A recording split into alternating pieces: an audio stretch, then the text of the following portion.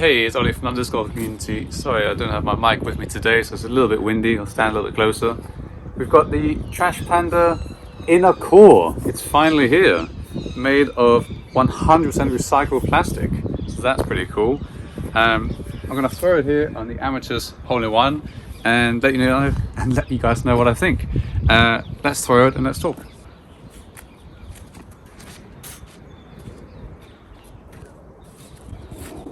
Nice, I like it. It is a premium disc. I've got the Envy here as well. It probably flies similar to the Proxy.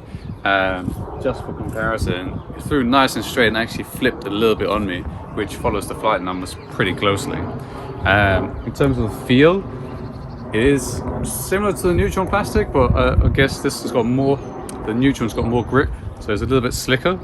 But let's just take a few more throws. So far, so good.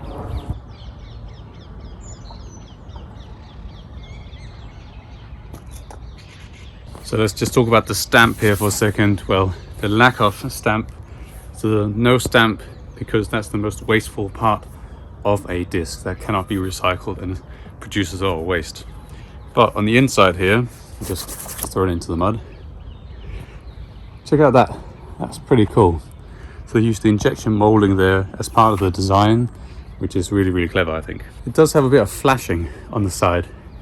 So just a minor thing. I don't know if that's going to wear out in or out, but just worth noting. It's a beadless putter, so worth mentioning it. I'm going to throw it a couple more times and then I'm going to do some putting with it.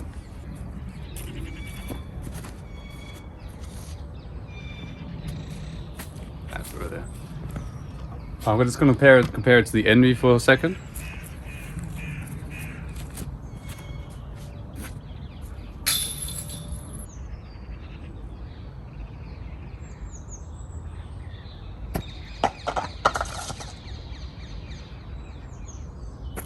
Alright, I'm going to try one throw on the forehand before we jump to the putts.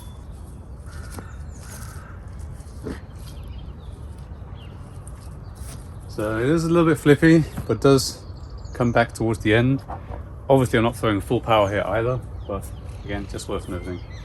Envy?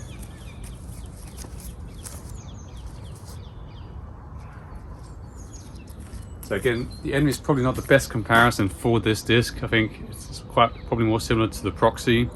Maybe the Pure as well from Latitude. Let's do some putts.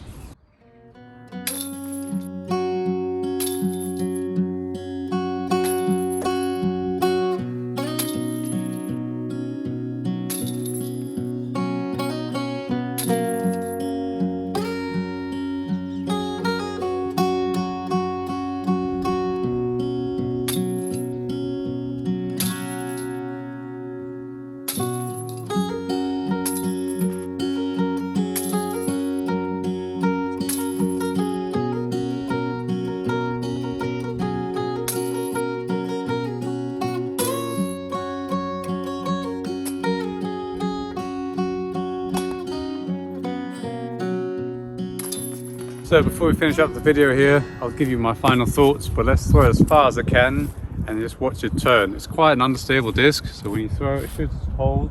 So I'm going to throw it as far as I can and I'll give you my final thoughts.